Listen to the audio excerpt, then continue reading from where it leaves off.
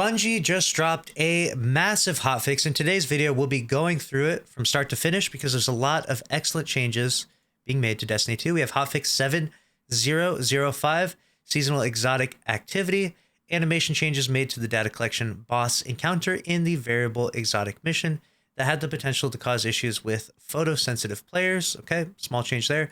Player journey, increased drop rate for exotic armor in Legend and Master Lost Sectors when playing solo, which is a really huge change, and Bungie is responding to the feedback and the criticism, which was that they just raised the power floor from everything in the game and made patrols and these activities a lot more difficult, and it takes a lot longer now to complete a solo Lost Sector, but you weren't getting any higher chances of the exotic or better loot. So basically, they made the game harder, but didn't reward you for actually doing the harder activities now, which was frustrating in comparison to pre-Lightfall doing Lost Sectors. Basically, it takes 2 or 3 times longer to do them now. So this is an excellent change and one that is definitely welcomed. So now when you grind out your Legend and Master Lost Sectors, you should have, hopefully, a very, very high chance of getting those exotics for yourself. So here we go. We have, next up, fix an issue that prevented the Vex Incursion Countermeasures weekly bounty from resetting at reset.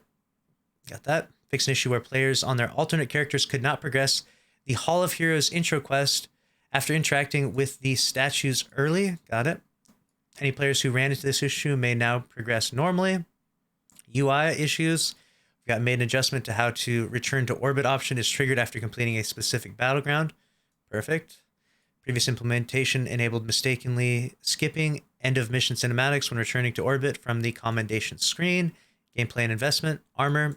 Fix an issue where some artifact mods were not properly proccing. Anti-barrier capabilities. Good. Glad to see that get fixed. I've been having issues with Unstoppables. Have you been having any issues with Unstoppables? I don't know why. They're all kinds of buggy. Hunters. Fix an issue where volatile rounds were not granted by equipping the Gerfalcon's Hauberk exotic chest armor, blocking void weapons from anti-barrier capabilities. That's a very welcome change because Hauberk is one of the best for void hunters, so glad they got that fixed. Armor scavenger mod. Fix an issue where Yotun would get an unintentional boost in ammo, particularly in PvP, with the solar scavenger mod equipped on players' chest armor. Put the toaster down. So they got the toasters back just in time for trials. Next up, we've got weapons. Fix an issue where the Winterbite exotic glaive was doing more damage than intended to targets. Very interesting, because this is actually a funny fix, which I mentioned previously when Bungie disabled it, is that this had 2 parts to it being broken. One was the projectile was doing way too much damage, probably due to multiple shatters. So teams could melt dungeon and raid bosses with this, and we did a variety of clips of that. However, there's also the bug, which Bungie, I don't know if they got this one. There was also the bug where you could rock Syntheseps with this, and then you could also use a glaive that had close to melee in the energy slot. You could proc close to melee and then swap to the heavy glaive, and you would get the close to melee buff plus the Syntheseps buff. Stacking multiplicatively, making your melee damage really, really strong. So we'll have to be testing that soon. And if that is bugged, I'll bring you a video, see if Bungie fixed both parts of it. Titans, the bonus to glaive melee damage granted by exotic Syntheseps has been reduced against both combatants and enemy guardians. Fix an issue where the Lightfall versions of the Inquisitor, Mindbender's Ambition shotguns had the incorrect magazine perks. Damn. We'll see. We'll see what happens. We'll see if close to melee still procs with it. Fix an issue where Grand Overture's blinding effect applied to other sources of splash damage. Got it. So Grand Overture's back on the menu. It was only being used for other explosive weapons because it could blind targets randomly. Ability Strand increased the internal cooldown of the Thread of Ascent fragment from 2 seconds to 4 seconds. Oh no. That sucks. That's the infinite reload thing. So you'd put a grapple point on a hunter, and then you would shoot 2 G-horns and then grapple to it and cancel grapple, and then it would reload it, and then you could shoot 2 G-horns and then do the same thing over and over again. However, with a 4-second cooldown time instead of a 2-second cooldown time, that means that you're just not going to be doing that. You're not going to be doing that at all.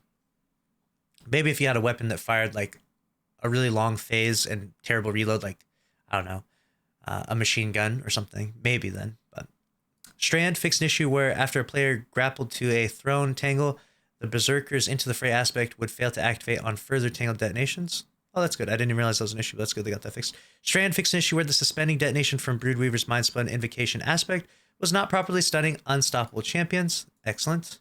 That was the issue I was saying earlier about having issues with Unstoppables, so glad they got on top of that one. Solar fixed issue where the radiant effect was not increasing the damage of strand weapons. That's an excellent change. The strand auto rifle is one that a lot of people are talking about and enjoying, and without it getting the buff of radiant kind of sucked. Was another issue to not enjoy that one, especially the fact that it's not a kinetic and kinetics do more damage, but so this in part fixes that one. Strand fixed an issue where the thread of generation fragment would stop functioning after a Silk Strike super deactivation when either the shackle or threadling grenade is equipped. Interesting. Good to know. Power and progression. Guardian ranks. To more closely match the goals of Guardian ranks, we have reduced the required commendation score to complete objectives across all Guardian ranks. Nice. Guardian ranks, rank 8 objectives require tier 3 difficulty or higher. Okay. Fix an issue where only tier 4 or higher applied towards rank progression. Got it. Commendations. Players can no longer offer commendations to others following a failed mission activity. Oh my gosh. Wow, that's actually toxic right there.